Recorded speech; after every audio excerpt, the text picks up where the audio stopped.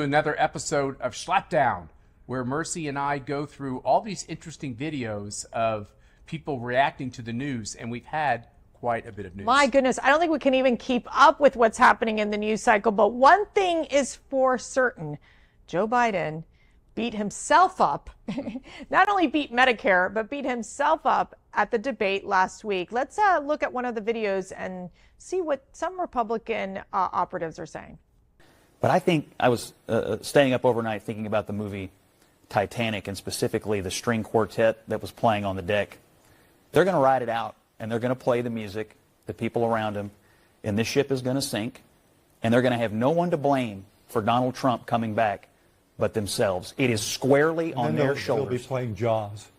What is it, Matt? Titanic or Jaws for the Democrat Party? Well, I do love movies. There's all kinds of themes going through my head, but how ridiculous that somehow the only reason Donald Trump will become the president is because Joe Biden's senile. The fact is, Donald Trump would be leading this race no matter who he was running against. If the Democrats had a likely next person, they'd be already up. Right. And they say Michelle Obama, she clearly doesn't want to do it. It's harder to actually be a candidate than to be the idea of being a candidate, as Hillary discovered. So I like Scott Jennings, but I couldn't disagree with him more strongly. This is not because Joe Biden failed the debate that Donald Trump is going to be president, but it sure helped. I think that when you're viewing these Democrats where they're doing everything they can to keep the dam from breaking, they really are.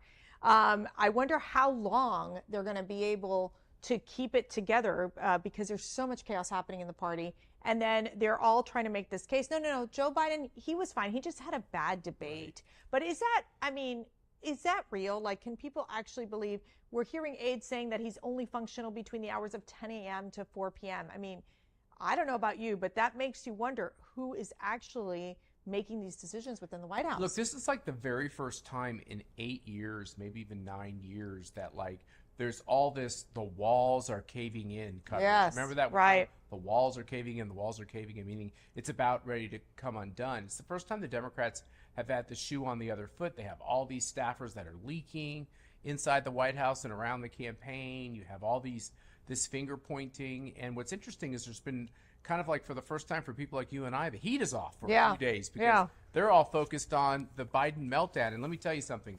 This is an epic meltdown. Like, this is a meltdown unlike almost I've ever seen before. Well, there really is another president in charge, and that is Mrs.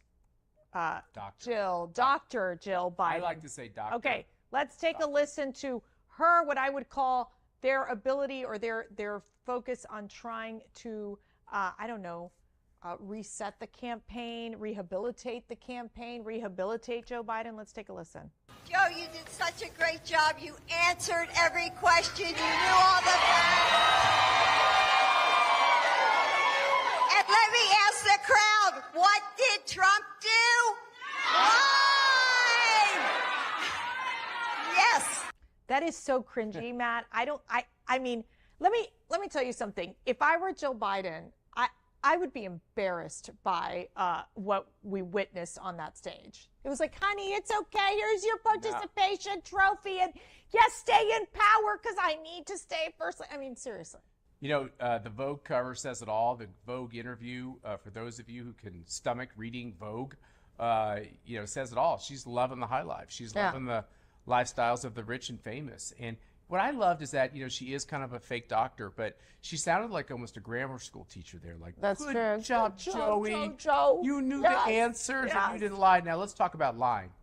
The biggest lie in the history of America is Dr. Joe Biden saying that Joe Biden's fine to serve. She knows he's not. No. Hunter Biden knows he's not. Right. All those people around Joe Biden, Karine Jean-Pierre, all these people, they're all lying to us on a daily basis. Biggest lie we've ever had in politics. What did they call it? Cheap fakes? Yeah, I mean, come on. They're not saying that anymore. No. Right, exactly. They're not. Well, they're trying to keep it together. But what we're seeing is that in the polls, this last CBS News poll came out saying 72% of Americans believe that Joe Biden, is mentally and cognitively unfit to be president of the United States. I mean, those are huge numbers. Is this the determining factor for this race?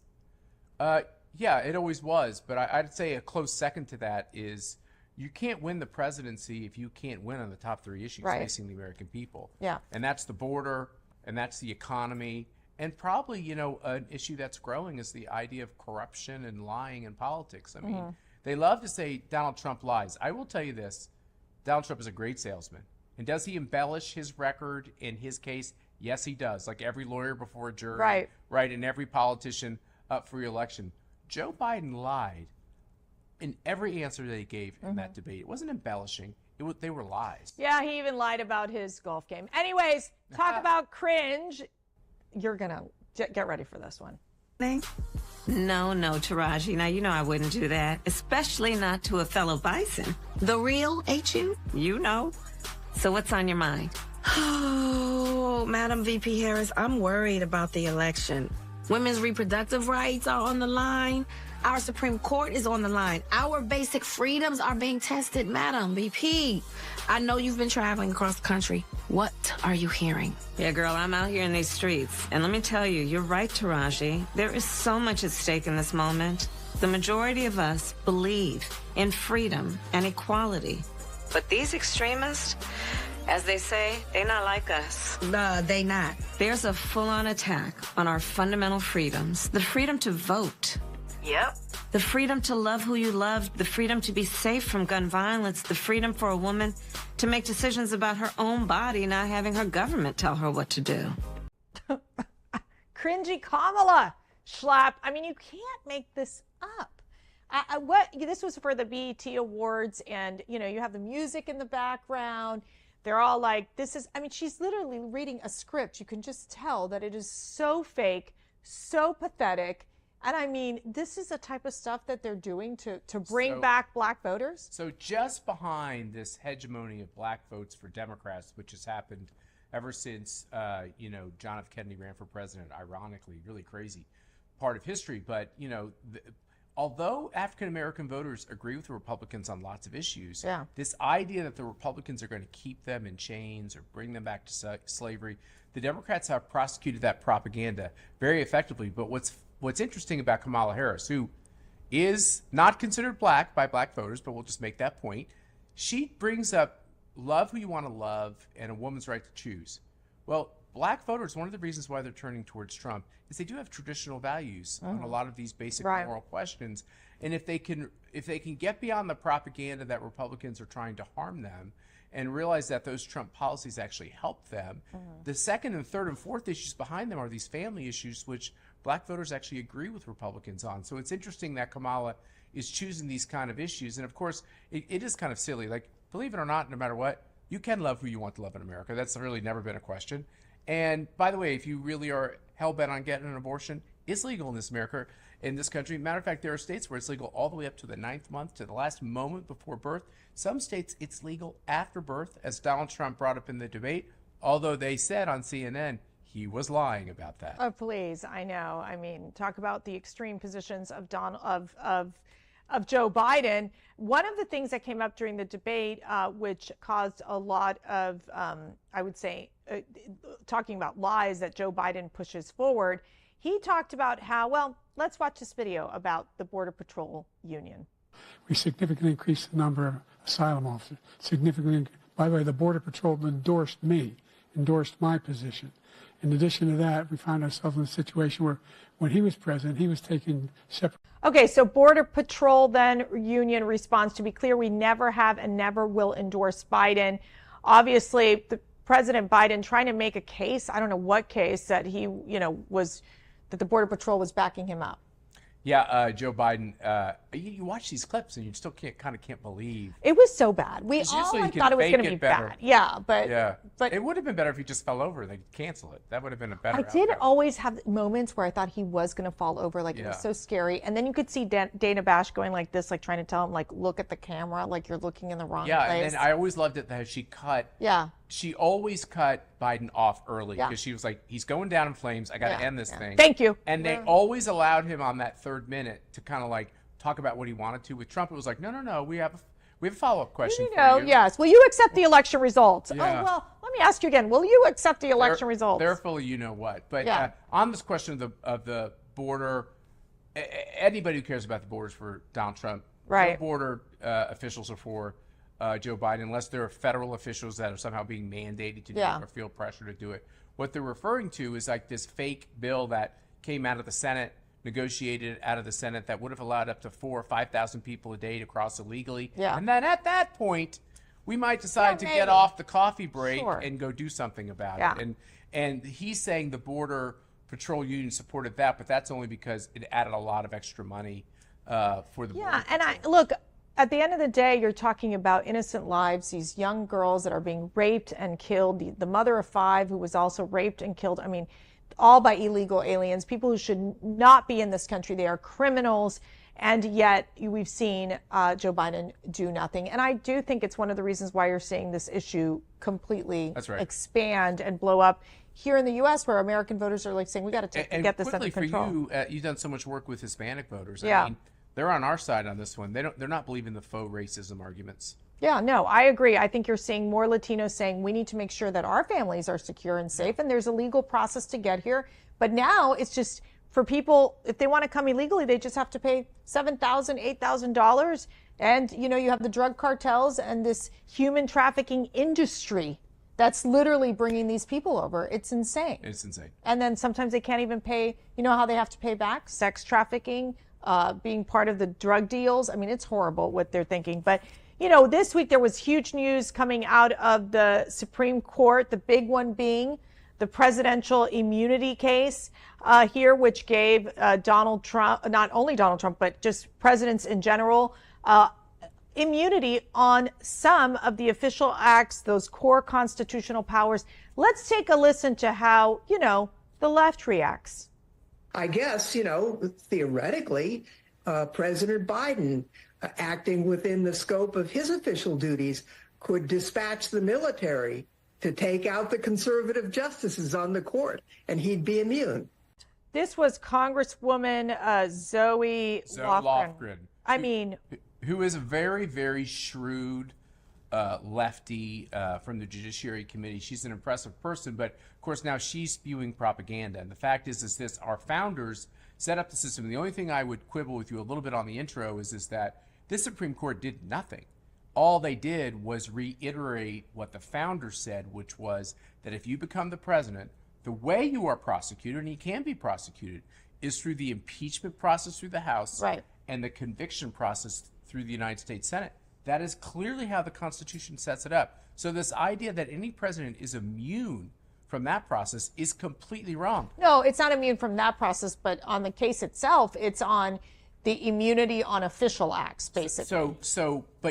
But still, any president. Oh, you could still get prosecuted. Is still subject to the constitutional way in which you can be kicked out of office. Oh, yes. What you can't do is hit Donald Trump with 2 impeachments and then several federal cases, all these state cases, all coordinated by the White House counsel's office. Yeah. So Biden is coordinating all these various prosecutions. That's what the founders didn't want to have happen.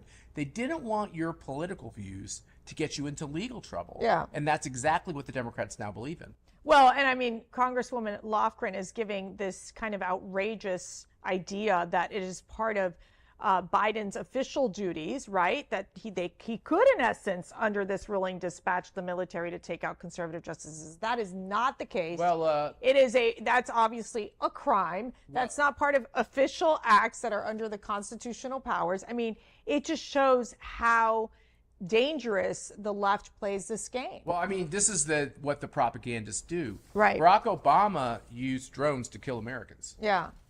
You know what? And he wasn't prosecuted for that. But yet they always accuse us of what they're guilty of. And once again, if Joe Biden did something terrible like take a bribe from China, there's a process to get him. Yeah. And you have to impeach him in the House and convict him in the Senate. Now, when he's not the president anymore, the Supreme Court said, yes, there are avenues by which a former president could be convicted. But let's face it, we're in this area where it takes a lot of discretion. It should take something that is a very, very serious crime.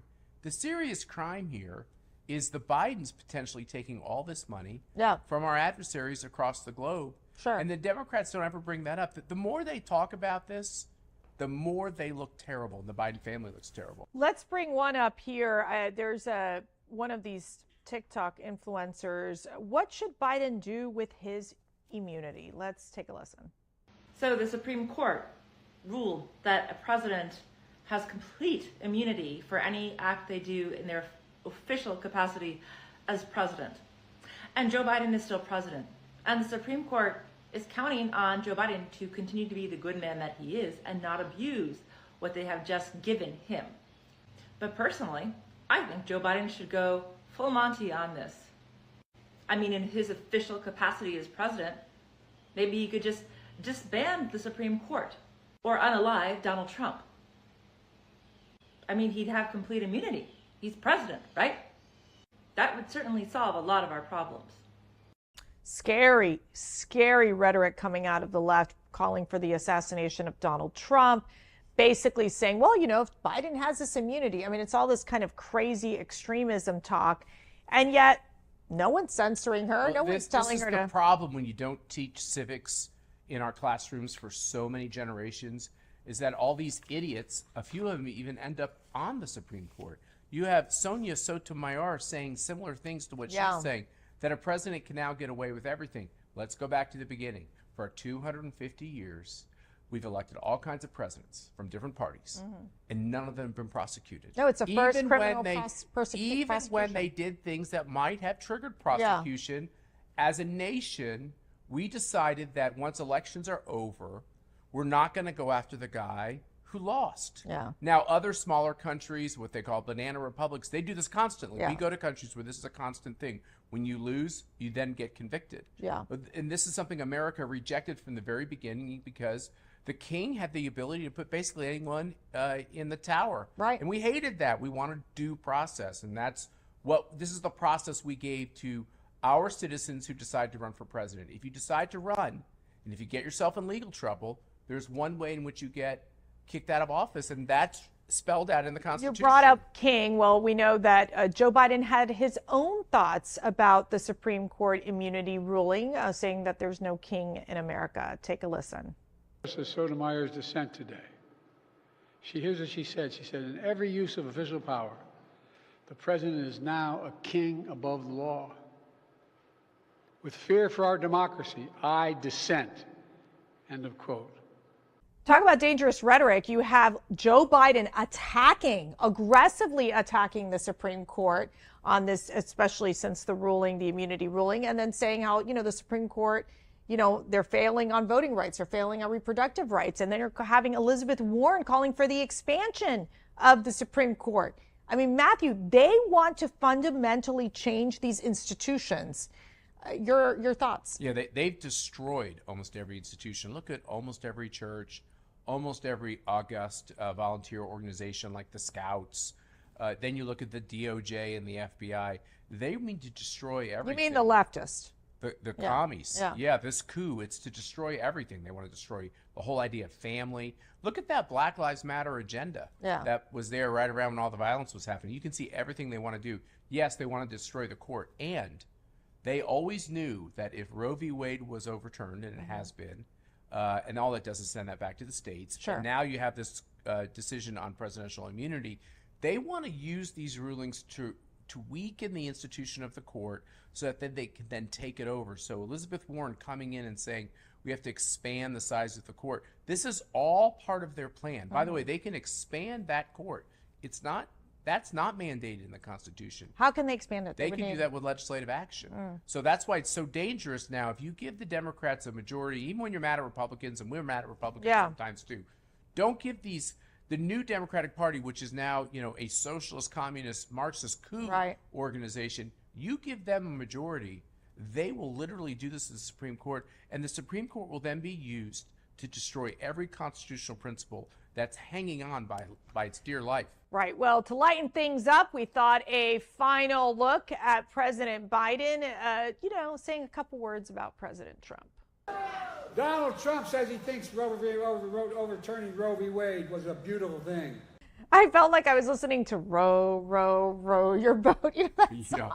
I mean, Matthew, it just gets worse by the second. Yeah, I mean, we can all laugh about Joe Biden. It is like I would feel sorry for him if I thought he was like a person of goodwill. Yeah. But I really don't think he's a person of goodwill. So I really don't feel sorry for him. I think they look like a cabal of liars. And here's the great news, everyone. They're not going to, you know that old expression, that dog don't hunt? They're not going to replace this old dog, and he ain't going to be able to hunt. And we're going to win this race, and we're going to win extra seats in the Senate and extra seats in the House. The majority in the House, I think, will grow.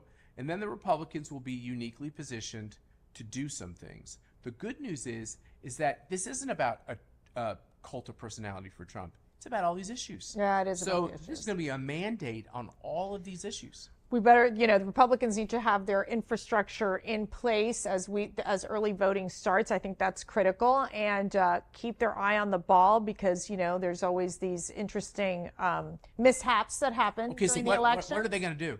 What's the thing they're going to do? No, you tell me. You're always the so good at socialists. this. What are they? You know what we think they're going to do. What are they going to do? They're going to create some kind of bogeyman that America is at war or being attacked. We'll see what they do. All I know is you definitely they're going to come up with something. Well, definitely, we're well aware that there's a lot of what can I say, intense conflicts happening across the globe, and it is very troubling to know that there's a president that's literally half asleep in the White House who, if there were a major... 10 and 4. And by the way, that's okay, because the world tends to simmer down about 4 p.m., tea time or happy hour, whatever kind of calms down. There's not different time zones or anything like that. Well, there's nap time for Joe Biden pretty much all day long. The good news is Joe Biden's going to be on permanent nap time in a matter of months. Oh, boy. Well, we'll see. He can go to a nice retirement home for presidents, along with President Obama. Anyways, thank you all for watching. I hope you enjoyed this latest edition of Schlapp Down. Schlapp, did you enjoy it? I love it. Great. Awesome. I just feel like a little low in the couch. I think. No, I think the couch is great. Asian it's very or something? comfy. It's low. Anyways, we thank you all for watching, and stay in touch with us at cpac.org. You're off to Brazil. It's going to be great. It's going to be awesome. Thank you. Pray for the people of Brazil. They're going through a very trying time, and CPAC is proud to stand with them.